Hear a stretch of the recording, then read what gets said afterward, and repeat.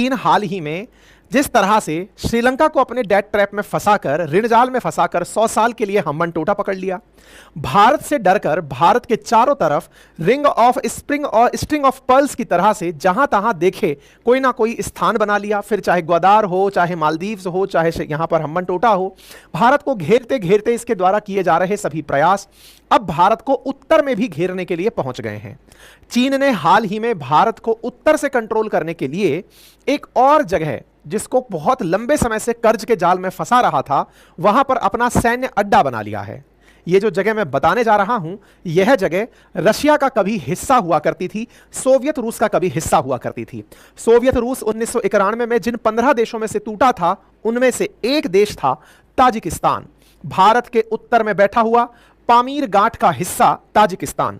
आज हम उस ताजिकिस्तान की बात कर रहे हैं जहां पर चीन ने हल्के से अपना बेस बना लिया है, यानी चीन के द्वारा अपना चाइनीज बेस यहां पर तैयार कर लिया गया है।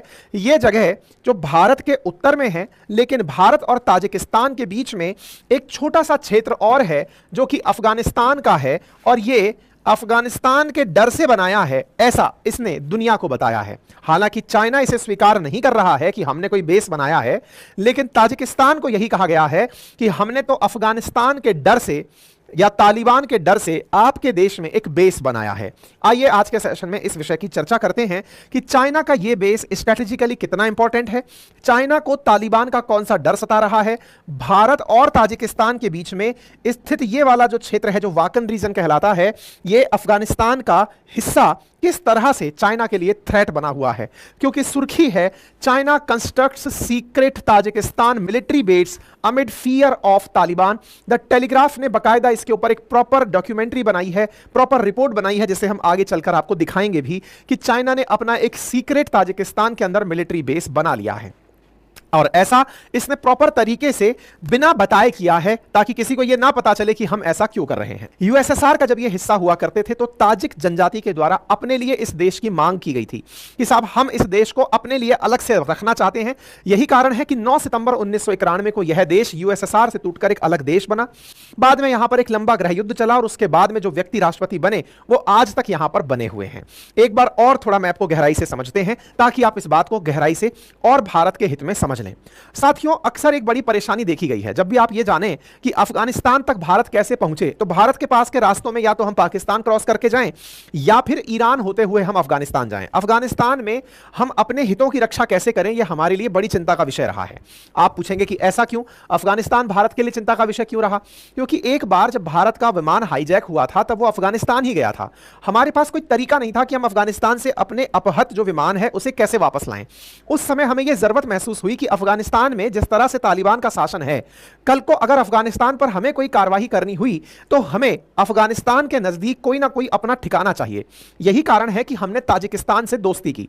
1992 के बाद, यानी कि जब से ताजिकिस्तान बना है तब से लेकर भारत ताजिकिस्तान से बहुत मित्रता रखते आया है, और वो मित्रता केवल एक फायदे के लिए कि कल को अफगानिस्तान में कोई गड़बड़ होती है, कल को कोई हमारा विमान चला जाए या कोई भी ऐसी हरकत अफगानिस्तान द्वारा हो तो उसे काउंटर करने के लिए हम ताजिकिस्तान का यूज करें। यही कारण है कि इनकी राजधानी दुशांबे के नजदीक ही एक जगह है, उस जगह का नाम है आईने विलेज। इस आईने विलेज को आप ताजिकिस्तान के पास ही पाते हैं। यहां पर भारत ने अपना एक सैन्य अड्डा बनाया हुआ था उस दौर में जब यहां पर तालिबान बहुत महत्वपूर्ण तरीके से कार्य करता था। मतलब एक तरह से समझिए कि तालिबान ही यहां का आतंक का पर्याय बना हुआ था। उस दौर में हमने दुशांबे के नजदीक आईने में अपना सैन्य अड्डा बनाया हुआ था।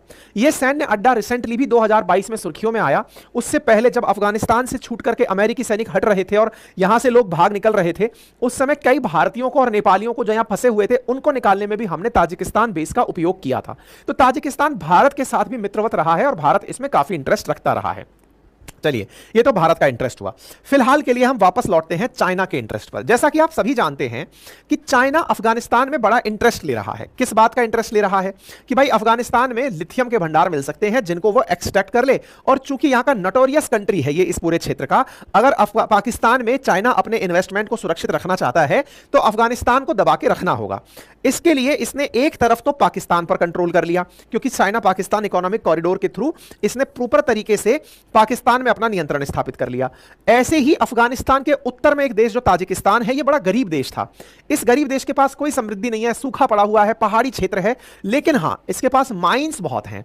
लगभग 50 प्रकार के मिनरल्स पाए जाते हैं, यानी यहां पर गोल्ड के, सिल्वर के प्रचुर भंडार पाए जाते हैं। ऐसी स्थिति में चाइना ने क्या किया, अफगानिस्तान को काउंटर करने के लिए ताजिकिस्तान से मित्रता की।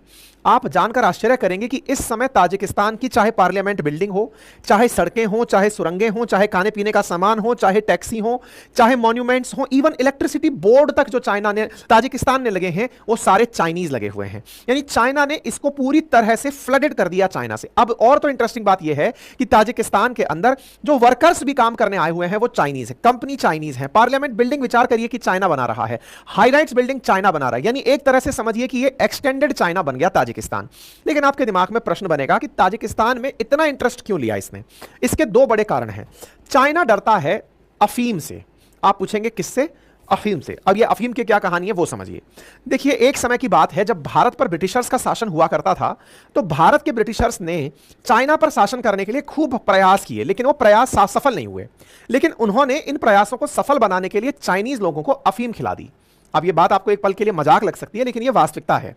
चाइना के, भारत के द्वारा जो ब्रिटिशर्स थे, भारतीय ब्रिटिशर्स ने चाइना में अफीम का व्यापार इलीगल तरीके से एंट्री कराया और चाइना में लोगों को अफीम की आदत लगा दी। जो चाइनीज सेना पहले काफी ताकतवर हुआ करती थी, जो काफी अपने आप की खुददारी के लिए जानी जाती थी, वो अफीम के लत के कारण कमजोर पड़ गई और ब्रिटिशर्स ने इसे हराया। और इसी के चलते कहते हैं चाइना और भारत के बीच, या चाइना और ब्रिटेन के बीच में ओपियम वॉर चला था, ठीक है। और उसके बाद में चाइना सरेंडर कर दिया और तब जाकर चाइना पर ब्रिटिशर्स का शासन हुआ। खैर, कट शॉर्ट करते हैं इस पूरी कहानी को। चाइना पर लंबे समय तक शासन रहने के बाद जब चाइना इंडिपेंडेंट कंट्री के रूप में निकलकर आया, चाइनीज कम्युनिस्ट पार्टी का शासन आया, तो उन्होंने अपनी इसी सबसे पुरानी गलती को मिटाने का प्रयास किया। क्या प्रयास था? कि कैसे भी करो हमें चाइना के अंदर ओपियम या अफीम नहीं होने देनी है। मतलब एक हद यह हो गई थी कि एक समय पर, जिस समय ब्रिटिशर्स का चाइना पर शासन था, उस समय अफीम का सबसे बड़ा केंद्र चाइना हुआ करता था। दुनिया भर में यहीं से अफीम को एक्सपोर्ट किया जाता था। इतनी ओपियम पैदा होती थी, यहां के लोग खा खा के पड़े रहते थे। चाइना का पूरी तरह से मतलब हालात ही खराब कर दिए थे।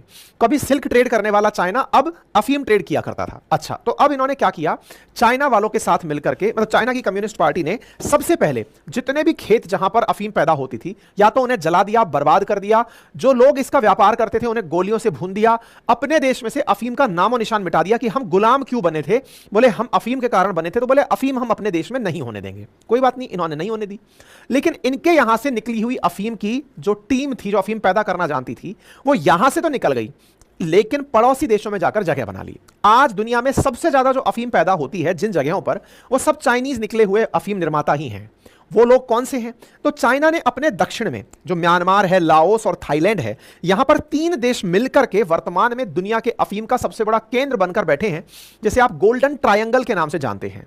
वहीं दूसरी ओर, मतलब चाइना के एक और, यानी इस तरफ अगर देखेंगे तो इस तरफ म्यांमार वाला जो बॉर्डर है वहां पर गोल्डन ट्रायंगल है, और दूसरी तरफ अफगानिस्तान, ईरान और पाकिस्तान, यहां पर गोल्डन क्रीसेंट यानी कि चंद्राकार आकृति। ईरान, पाकिस्तान और अफगानिस्तान ये सेकंड हाईएस्ट अफीम कल्टीवेटर है वर्ल्ड का।